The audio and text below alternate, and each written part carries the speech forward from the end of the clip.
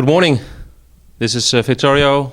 My name is Ruben, and we'll have a 5-6 minutes. We'll see how much time we need to talk about end-user computing and VMware.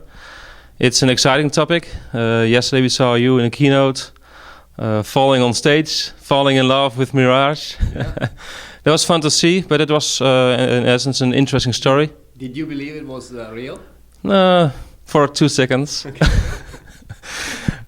So what is the vision of VMware around end-user computing? Yeah.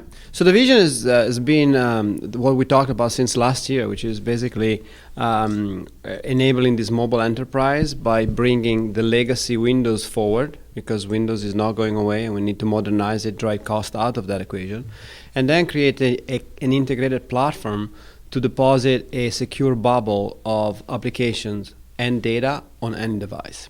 And the biggest strategic differentiation there is that we are actually putting the engineering effort to do it as an integrated platform. So we're not going to give you a point solution for mobile management, a point solution for data syncing and sharing, a point solution for application stores and management. We're going to give you a single platform that gives you IT a unified management console and end user a single place to go and get their stuff. And that single platform is called Horizon? Yeah. And Horizon can be split up in several pillars.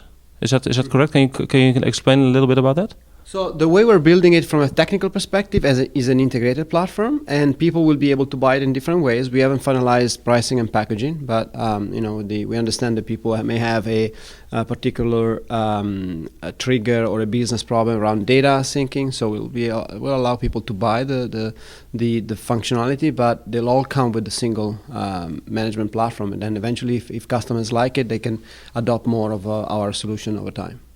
Sounds great. So we were looking forward to Horizon and expanding that to our customers within the Netherlands, for instance. On stage there was a demo around App Shift, yeah. And you mentioned a couple of minutes ago that from a VMware perspective, Windows is legacy, will stay for a couple of years. Or more than that. Yeah, more than that. Yeah, Gartner mentioned will take 10 years before it's really gone in the enterprise. What is AppShift, and what has AppShift to do with Windows and tablets, for instance? So in our vision of bringing the Windows legacy forward, whether it's XP or Windows 7, we view as being a great way to centralize it and then enabling these tablets, right? The challenge is that Windows was not designed for tablets, and so if you have fat fingers, you're trying to do edit, copy, or edit, paste, or you're trying to switch between tasks or doing copy and paste, things like that. It's a little tricky, right? And so we find that a lot of people use it as an emergency. I need to get to my desktop, or just a display device. Yeah, display device to get to medical applications and things like that gives them mobility. So what our engineering team has been thinking about this very hard, and they figured out a way to basically take some of the interaction that happens on the server and make it native into the client. And so you should expect in the next releases of the View client, you're going to have native gesture to access menu, to switch between tasks, to do copy and paste in a much more native experience. And so we think the usability of running your virtual desktop and accessing it from a tablet is going to be 10 times better. It's funny to see that VMware is building this, while actually the problem is more a Microsoft issue from my perspective. So it's good that others are building this. Microsoft is trying to sell Windows 8, right? So that's a very good point you're raising, which is very strategic for us. We are pragmatic about this to say, look, only 30% of organizations have completed their migration to Windows 7. And so we want to help them and the other 70% that are migrating to Windows 7, I forget about Windows 8, yeah, to mobilize their users with tablets and things like that. And I think it's a big differentiator for us and something that Microsoft, I don't think they're very motivated to do it.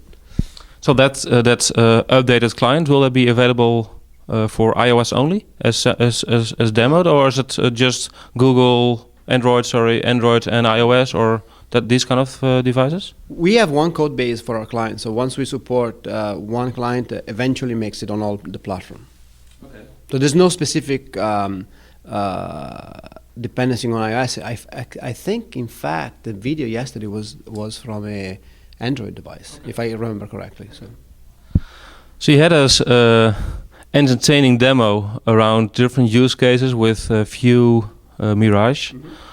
What is Mirage, and what are the main use cases of Mirage, and why bought or acquired VMware Vanova? So the View and virtual desktop has been a great market for us. It's been growing great. We found some great use cases now that the customers get a lot of value out of it. But you still have a problem with when you have disconnected users that go offline with their laptops. And realistically speaking, there are still a lot of physical desktops out there that need to managed. So we've been trying to figure out what is the right way to do it. So in the past, we built a client hypervisor, then realized working with customers, there's such a niche use case that it was not a great idea. And then we ran into Mirage and Vanova, and they have this technology that gives you some of the advantages of central management BDI gives you, but gives you raw physical execution of Windows at the endpoint. There's no hypervisor, and it is Windows. And so IT can manage a single image in the data center, and then users get what they want, which is raw native experience of Windows on the device. And the technology that Vanova has allows these two images to always stay in sync. So as user installs applications or data, we always keep a copy in a data center. So that gives you backup, gives you disaster recovery. If you get a virus on the desktop, you can, single button restore it to the previous state.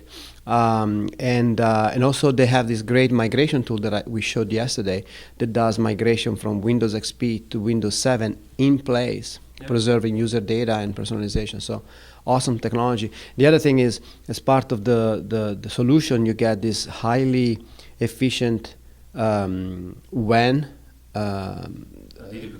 deduplication on the WAN and on disk. So very, very good stuff. So I see a lot of benefits in the physical disconnected laptop scenarios. I can see benefits in the server-hosted VDI space as well. But I can see some tension between in a pooled, so a shared environment. Is it possible to use Mirage instead of Link clones on the long term, or what will happen in that space? So right now, as of September 1st, we're going to start selling Mirage, and Mirage and View can work side by side to solve different use cases. You can also, as we showed yesterday, take an image from Mirage and load it into View and all that. And longer term, we are going to leverage Mirage layering technology to, for example, to support user-installed applications on virtual on VDI, and also we're going to reuse some of their WAN optimization technology, as well as the duplication stuff. For the View local mode. Yeah. Okay. So that's more of a longer term integration. As you know, we when we say that we integrate these things, we actually do it, and it takes work and it takes time. So it'll come later. Last topic, otherwise we will really run out of time, but it's an interesting conversation, so thanks. But last topic is about, bringing applications to these devices, but native applications, so mobile application management. What is VMware's approach to bring, like for instance, iOS applications to iOS devices managed by Horizon? How does it work? And how do you handle that with, for instance, the Apple Store perspective? So what we showed yesterday in the keynote is this new technology codenamed Fuji that takes it from where Horizon leaves it off. So when users use Horizon, they have an app store. They click on an app, an enterprise app store that we built using native and public Apple APIs, right, with all the certificates exchanged that are part of the things that Apple supports. Once you click on an application, the problem is that what happens, how do you deprovision it later? How do you, for example, enforce a PIN and things like that? So that this technology that we showcased yesterday allows us to create a wrapper around each application that gets installed on the device.